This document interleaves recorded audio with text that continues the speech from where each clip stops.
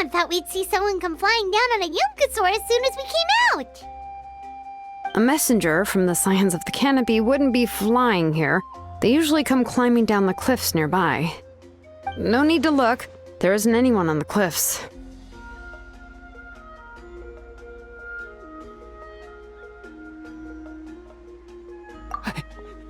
I just saw a ghost. Hey, you there! Sorry, but does Tazolli live around here? Oh, are you the one who's supposed to deliver the ingredients? Ingredients? Are you kidding? I was nearly eaten myself! Never mind that now. Those monsters are still hot on my heels. Please, you've got to help me! Xilonen, where'd she go? Whoa, she's already gone up to fight the monsters? Let's go help her out!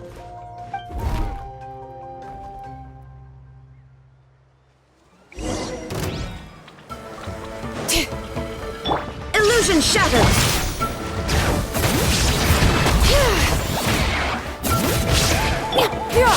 Scatter! Skyward! Stray cloud converge! Transfixed!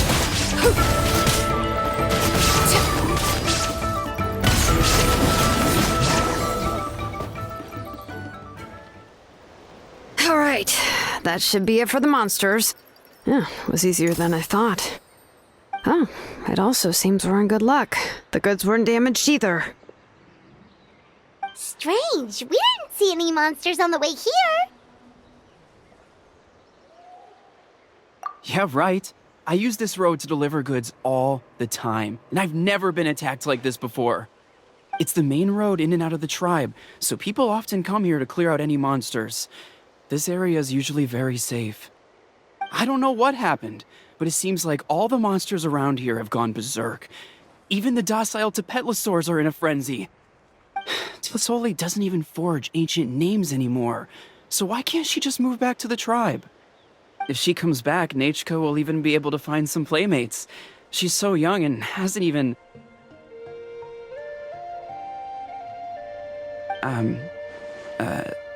Neachca's playmates. No, wait, I feel like my kids have played with her before. They've even told me about Neachca's favorite game. If I remember right, it was... strange. I always remembered it before. How could I forget all of a sudden? Look at that! He has a Blaze Gem inscription too!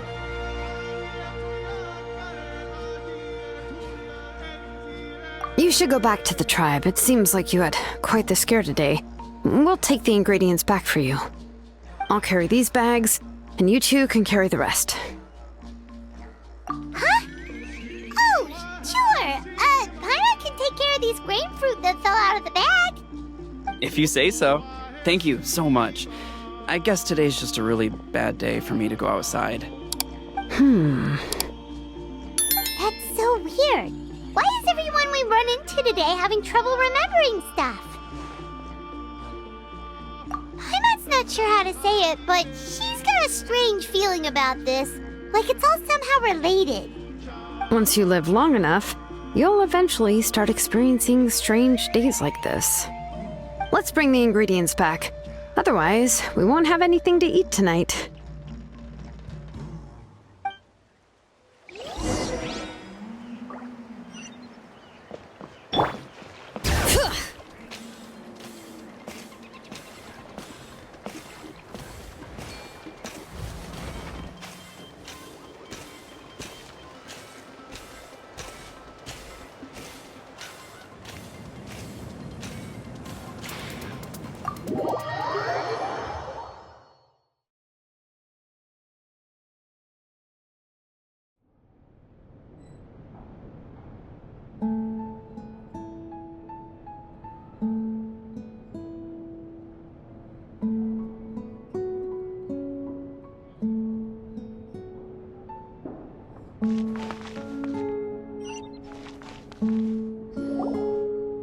Ah, you're finally back. What took you so long? I was starting to worry. Oh, Oh yeah, we ran into some small problems, but everything's fine now. Alright. As long as everything's okay now. You all have a seat. I'll get the food ready. It won't take long.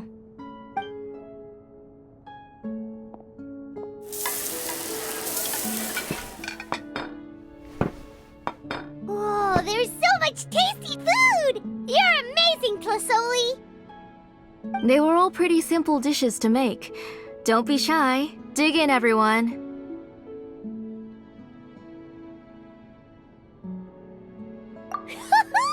Paimon will help herself. Paimon will have some of this, and this. Oh, and this! Ooh, yeah. Can I get another serving, please?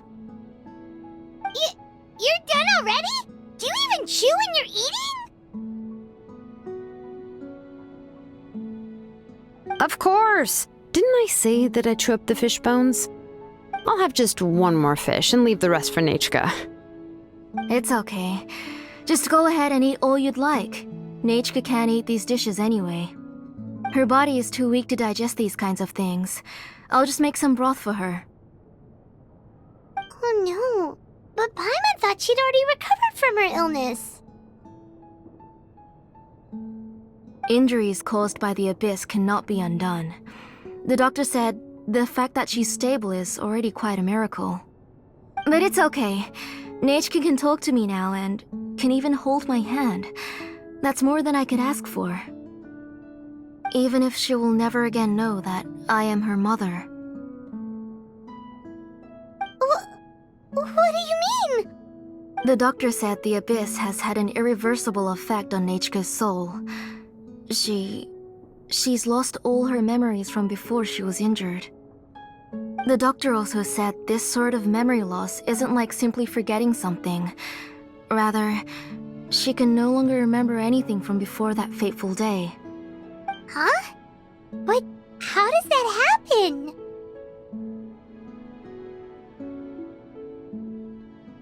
You know about the woven scrolls that the Masters of the Night Wind use to record things, right? Well, generally speaking, forgetting things is like when the woven scrolls would gradually start to fade. As long as you repaint and weave the threads again, the faded memories will come back to life. But the case of Neachca's memory loss is as if her woven scroll had been cut in two, and the portion of the past was burnt to ashes. The books she loved to read, the flowers she took joy to grow, and the time she spent in this house were all cut off by the abyss, and can never be retrieved again. As one example of that, Neachca now only sees me as a strange, unfamiliar auntie who claims to be her mother. She's a good kid, and doesn't want to upset this lady who's been taking care of her so much, so she still calls me Mom. But I've always had a feeling that she's constantly wondering about things like, where is her real mother? Why is she stuck here in this house? Was she abandoned? Neachca really has no idea that her real mother is right in front of her, and has never left. So you plan on recreating Neachca's woven scroll, all by yourself? What do you mean? Or should I say, you've already started reweaving that scroll long ago. The delivery guys. I saw it hanging from his waist, so I asked to borrow it from him. Don't worry, I'll return the inscription to him once we've figured everything out. These things aren't cheap, after all. When did you know? Yeah, I noticed it back when Blaze Inscriptions suddenly became popular among the tribe. It was then that I also noticed that everyone wearing Blaze Inscriptions had varying degrees of memory loss. Traveler, you've picked up on it too, haven't you?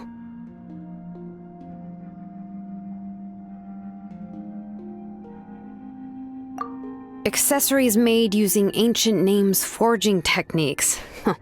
For what's only supposed to be a pretty souvenir, this inscription contains a phlogiston engraving with a truly overkill level of complexity. The shapes and patterns of these engravings are also identical to that of an ancient name. By making just a few slight adjustments to the layout and connections of the main pattern, you can pretty much qualify this Blaze Gem inscription as a bona fide ancient name. And yet, you've never told anyone about these engravings in the Blaze Gem Inscriptions that can be activated at any time. Am I right, Auntie? I knew you were a sharp one, Xilonen. That's right. I have a way to cure Neachca and restore all her memories. It's actually quite simple. I want to forge an ancient name for Neachca that contains all of her past memories. And the reason they must be approved by the Wayob is because the memories they bear are all stored within the ley lines. Extracting those memories from the ley lines requires the Wayob's assistance. But your plan wouldn't need you to do any of that, right, Auntie? Your Blaze Gem Inscriptions will help you complete that part of your plan in the ley line's place. You will use the inscriptions to form a massive memory bank for Neachca. And the ancient names you're trying to forge will be used to extract corresponding memories from the memory bank. A memory bank? Wait, so the reason all those people were having trouble remembering stuff is because the Blaze Gem Inscriptions took away any memories related to Neachca? Using other people's memories of Neachca to reconstruct her past? This is the first time I've heard of such an idea. You've seen through my plans, Xilonen. You're as outstanding as ever. Far more brilliant than me. I intend to use this method to collate all the memories related to Neachca and allow her to regain her past again. But wouldn't extracting memories like that hurt the person carrying the Blaze Gem Inscription? Not at all. Every time a Blaze Gem Inscription extracts memories, the process is under my precise control. That way, there's no chance of anyone in the tribe getting hurt. This is the central inscription that controls all the other Blaze Gem Inscriptions, which will also soon serve as Neachca's ancient name. You made all of this yourself, Tazolli?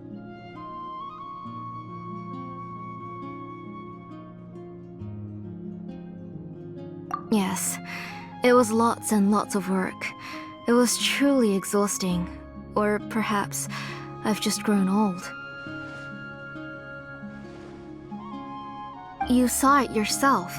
I nearly fainted just from being in the sun. I could collapse tomorrow, or even in the next few moments, but Neachca's ancient name is still far from completion. I've solved the issue of storing memories, but I still don't know how to connect Neachca up to this central inscription. I thought you just modify your own ancient name. I considered it, but this matter doesn't have anything to do with my ancient name. It's of no help to me, and I don't need its help now. You know the price to pay for making something like this. Yes, I do. But as long as I can get my Neachca back, I'm willing to do whatever it takes. Otherwise, Neachca won't have any chance of reclaiming her past once I'm dead and gone. She won't remember me, and she won't even remember why her name is Neachca. When that time comes, she will be left to drift around the world all alone, unknowing of where she came from or where she should go. She is my daughter, the one to whom I gave the Neachca name. Whether it be as her mother or as a name engraver, I can't simply stand by and let her name disappear. Xilonen?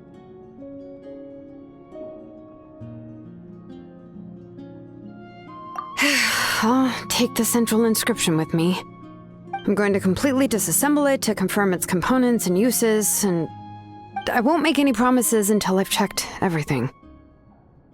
Say goodnight to Neachca for me, Auntie. Oh, wait. I've also finished the inscriptions for the Traveler in Paimon. Let me fetch them for you.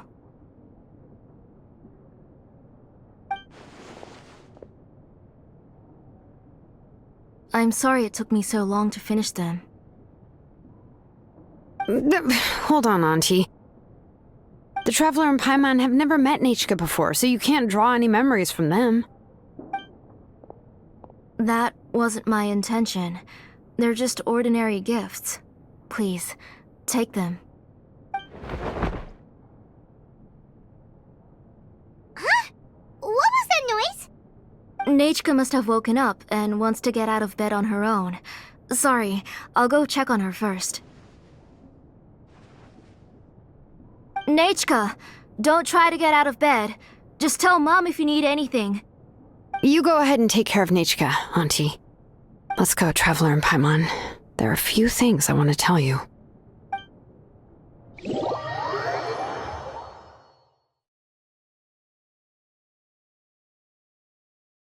Let's head back to the tribe first. There are some things I need to get from my workshop. Disassembling the central inscription? It's not going to be easy.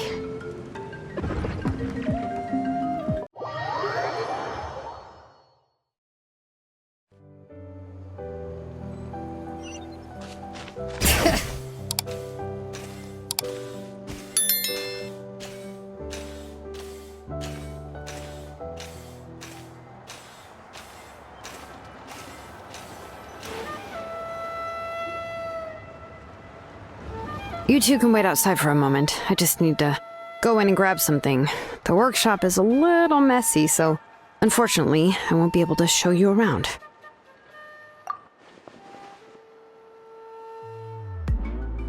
Oh, yeah, that's not really what I mean. It's not the mess that's really the problem. It's just that the workshop is cluttered with way too much stuff. Books, files, and even ancient texts I got from the Masters of the Nightwind. Everything's piled up to the ceiling. You probably won't know where to step once you're inside. Kachina suffered quite an unfortunate series of events the last time she went inside.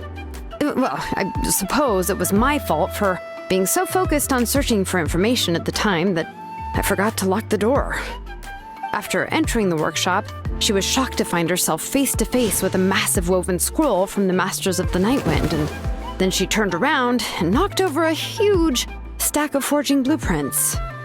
She tried to step out of the way, but tripped on a poster tube that was behind her, and then boom! The forging blueprints came crashing down right onto her head. Oh no!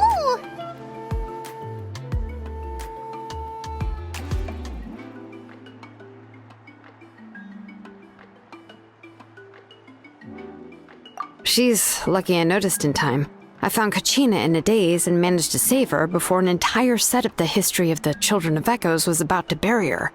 I then dragged her up to the second floor. Ever since then, Kachina always waits outside the door and doesn't dare take a step in whenever she comes to see me. Yeah, you're an artisan and craftswoman after all. We thought there would be weapons and armor hanging all over the place.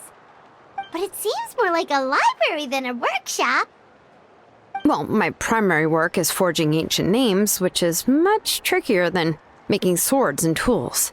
Aside from the necessary craftsmanship, I also need to consult many ancient texts. You probably already know that each ancient name represents a certain spirit, behind which are countless related stories to support it. In other words, the essence of an ancient name is the physical manifestation of a certain spiritual will. And as a name engraver, when I'm working on a new ancient name, I'm not only trying to give it a physical shape, but more importantly, I'm also trying to understand the spirit contained within the name. And to do that, I have to collect as many related stories as possible and read through them all. But, as you might know, people tend to add a lot of extraneous details when it comes to stories about themselves. For stories that have been clearly exaggerated or altered, I must gather other related stories and information as cross-references. This way, I can filter out all the absurd and exaggerated details and restore the person's life to its true nature. Only in true stories can you find the authentic spirit. And this is the only way for the spirit to become an ancient name that matches its essence. We've heard about the concept behind ancient names before, but after hearing you explain the details, Paimon can't help but think that ancient names are really powerful. Well, no matter how powerful ancient names could be, they would never be able to suddenly turn into a blade or allow you to smash through an entire cliff in one punch. It's just a form of spiritual power that's passed down from generation to generation. it doesn't have those kinds of physically tangible effects. Well, take your own names, for example. From the moment you appeared in this world, some person had already prepared a blessing for you. And that person then condensed this blessing into your name and gave it to you as a gift. It may feel like the moment you received your name is already in the past, but it will always stay with you and move with you in the future. Names are blessings for the future from people standing in the past. Well, that's what Auntie once told me. And with this blessing, people will become more confident as they walk into their future. To put it another way, it's like having a lamp in your hand as you walk through the darkness of night. Oh, Paimon gets that. If you're alone when you're walking in the dark, it's easy to get scared and tired quickly. But if someone else is walking with you, then it won't be nearly as scary. And, well, you might still get tired, but it'll still be a whole lot better than walking alone. The Traveler always has Paimon by his side, though, so he'll never have to worry about that. Oh, Paimon sure many wish they could be in your shoes, Traveler. Paimon's always flying, of course it gets tiring. But we're getting off topic. We can talk about that later.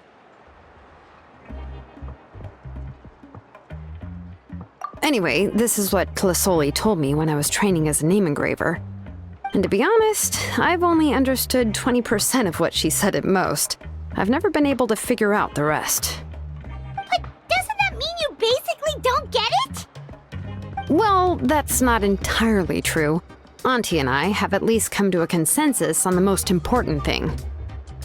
You know what? I am sick of talking. We can talk about all of this later. Please, wait a moment while I grab my things.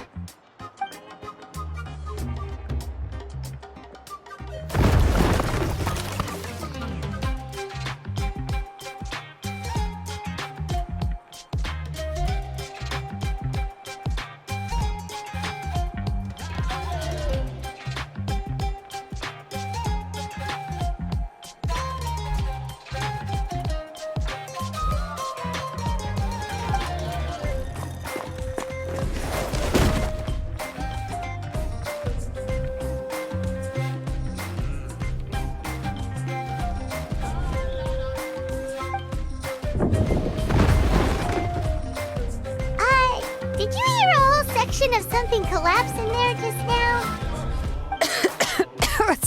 It's fine, it's fine. It was just a bunch of very old ancient name records. I've already made copies of them. I kept this set of phlogiston wedges in the back, so it wasn't easy to take out. I had to resort to brute force. Come on, let's go disassemble the central inscription. It shouldn't take long.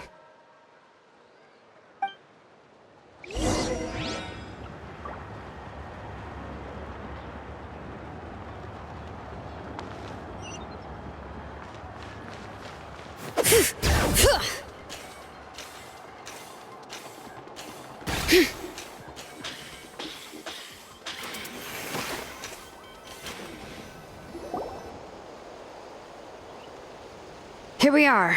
This is the place.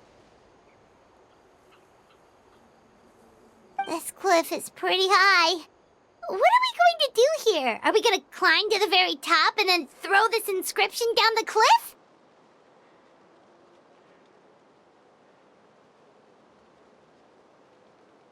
I'm going to use phlogiston to make an engraving circle on the cliff wall.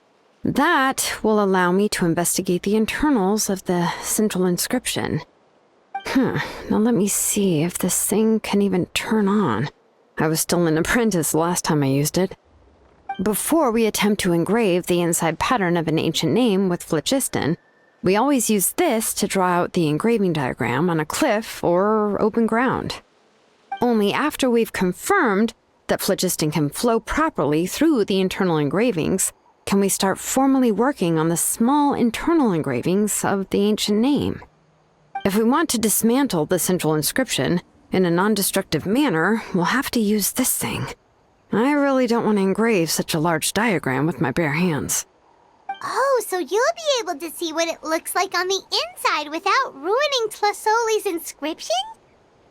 For the most part. If it were just an ordinary unfinished ancient name piece, I'd just take it apart and pour phlogiston into the internal engravings to see everything. But since it's a central inscription, it would be better not to destroy the blessing that Auntie has prepared for Neachca. So, Xilonen, does this central inscription fall under the 20% you understand about ancient names, or the other 80% you don't understand? Oh, don't worry. As I said, Auntie and I share an understanding of the most important principle, which is names are intrinsically valuable. Only by having names can things be sorted and categorized. They allow the world to become more orderly and identifiable. For example, when I order ore, I would usually say I need volcanic crystals of about 35% purity and no more than 3% of impurities. Without specific names, I would only be able to go to the ore merchant and say, I want this and this. No, this isn't it. That one. No, not that one either. Yeah, you see what I mean? Names are a crucial part of how we standardize our workflow. Without names, the work would be impossible. Yes, because forging ancient names is first and foremost a technical job. There's no debating that. As for the question of why it's important, as long as it does not affect your ability to perform your work, you'll gradually understand it as you put the process into practice. After all, creating an ancient name is quite the complicated process. Well, let me break it down even further. We're not in the tribe right now anyway. Essentially, by forging ancient names, I'm assigning nicknames to the heroes in Natlan's history. Giving someone a name is a subjective expression. You just need to express your hopes and wishes for them. But giving someone a nickname is a much more objective expression. To come up with a fitting and accurate nickname requires much thought and observation. If ancient names or nicknames aren't descriptive enough, no one will remember them anyway. So the best I can do is gather all the information I could and try to come up with the most fitting nicknames possible. Even a minor mistake in the process could cause people to misunderstand the nickname. For a name engraver such as myself, such mistakes would be considered a major blunder. Paimon isn't trying to come up with a nickname for Xilonen. Besides, all of Paimon's nicknames have been very descriptive. Everyone can remember them. Phew, now I'm curious. Why don't you, come up with one for me? Are you serious? Of course. This is also my line of work, you know. Go ahead. A nickname? Xilonen. Well, she uses phlogiston to forge weapons and make names for others.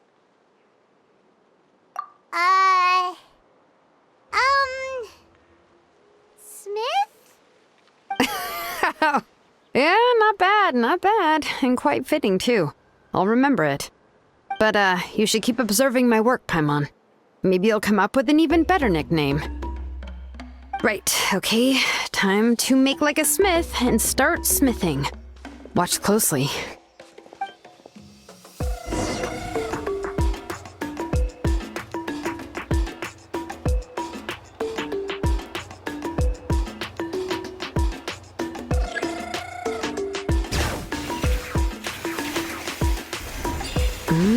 Adjust the inclination by 2 degrees. Stop.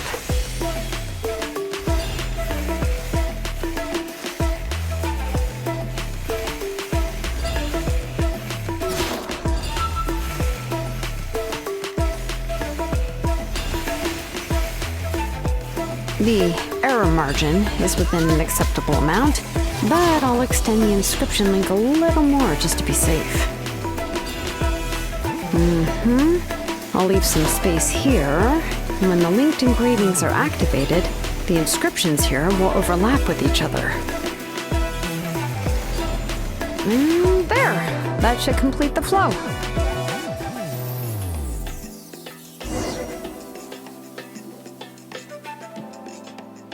Amazing, Xilonen? You were running all over that cliff as if it was flat ground! Oh no, it doesn't have anything to do with my tribe. It's just the phlogiston adhesive I have on my shoes. But after all that running around, I'll have to infuse them with more phlogiston again. Huh. I should prepare a spare supply of phlogiston to bring with me next time. More or less, yeah. I usually have at least the key equipment on hand. I can show them to you when we next find the time, but let's get to work first. Let me see. Start with Anchor 1 and activate it with Density 3 phlogiston.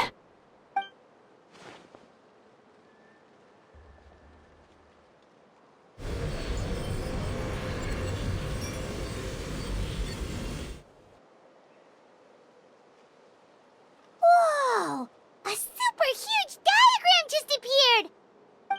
Tazolli's central inscription is even floating!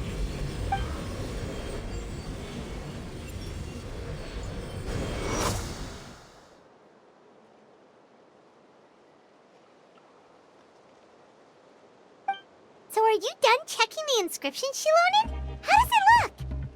I didn't find any anomalies in the phlogiston engraving. All the adjustments are indeed based on ancient name engraving techniques. That means we can help Tazolli and Neachca now, right? Well, probably, but I have good news and bad news. Oh, but I'm also just going to go ahead and share both, so it's not like you'll have a choice in the matter. Paimon will cover her ears after the good news. Well, even if you cover your ears, the issue will still continue to exist. But, before we get to that, I want to ask the Traveler a question. What are your thoughts on absorbing memories?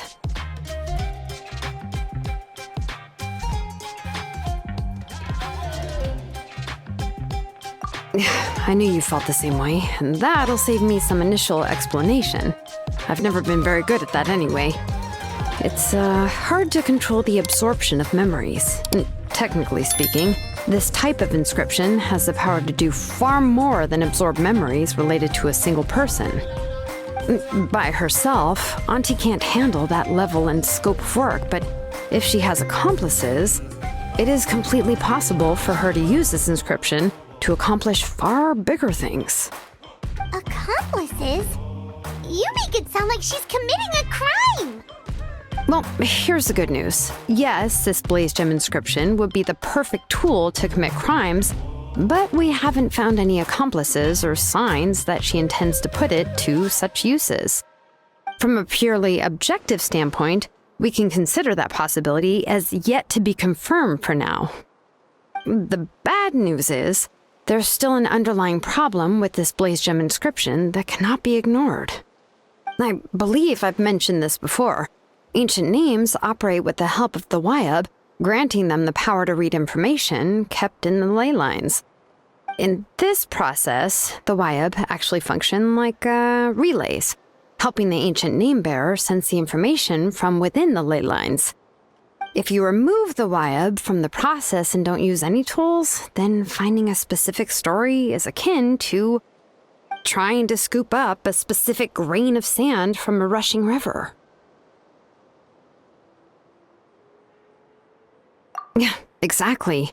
Anyone who attempts to do so will likely lose most of their cognitive function or become a babbling madman who talks to themselves all day long.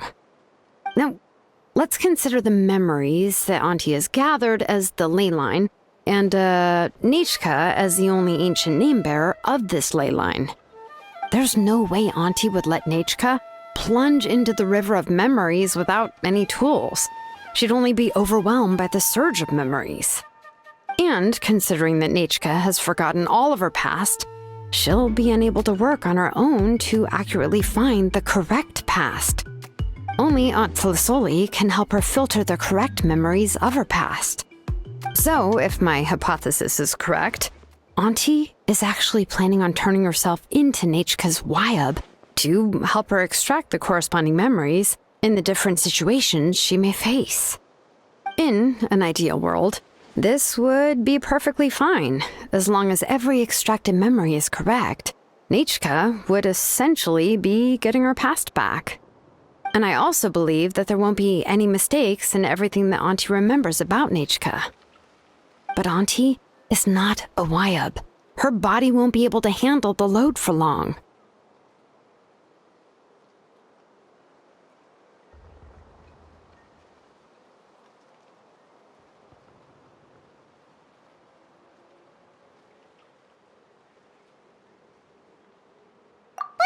How can we solve this problem? No matter how we try, Tazolli will...